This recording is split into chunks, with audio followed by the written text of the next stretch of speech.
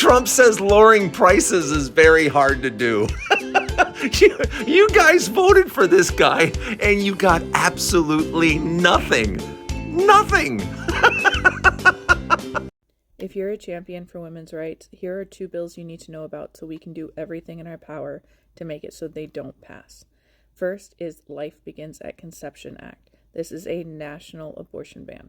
This will take away the right to an abortion for everyone in the United States. It doesn't matter if you're in a red state or a blue state. This is a national abortion ban.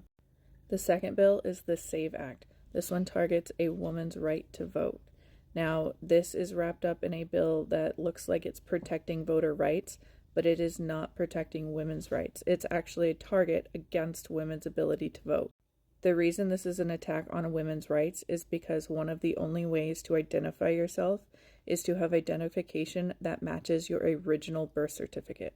And 83% of women who are married in the United States have changed their last name and no longer have identification that matches their original birth certificate, making it so that you will not be able to vote because your birth certificate and your identification don't match names.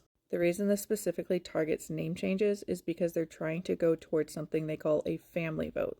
This would mean that the man of the house would vote for the household, and both individual adults in a relationship would not have the right to choose votes or to vote separately.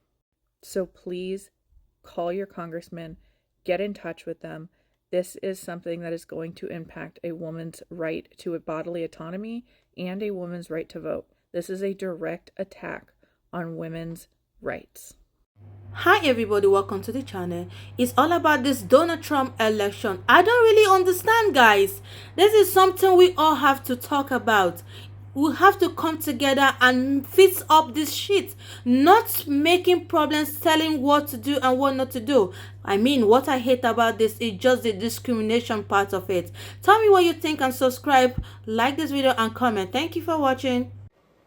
All right, Trumpers, come and get me. Can you imagine what it would have been like to have Kamala Harris as the president right now versus all the chaos that Donald Trump has already got stirred up? Like, it would have been 10-1. There wouldn't have been none of this getting rid of the FBI. There wouldn't have been putting Pete Hegseth over the Department of the Pentagon. There wouldn't have been all this getting rid of FEMA and putting the education back to the states. It would have been a whole lot more peace and calm, and it would have been more unifying. And not only that, really trying to draw unifying with these other countries that we deal with and that we import their goods, because we can't afford to buy American shit. Because us Americans, we require too much fucking money. I mean, we've talked about this 100 times now. We can't go out here and buy an American-made damn refrigerator with American workers because the shit would be $20,000. They have to be made and manufactured, and the parts have to be comes from other places to make it affordable over here, because we require so much pay because it costs so much to live in America. So at the end of the day, Kamala and Joe Biden was doing a great job. Kamala would have done probably a better job because she had a great agenda she wanted to put out and get in a line.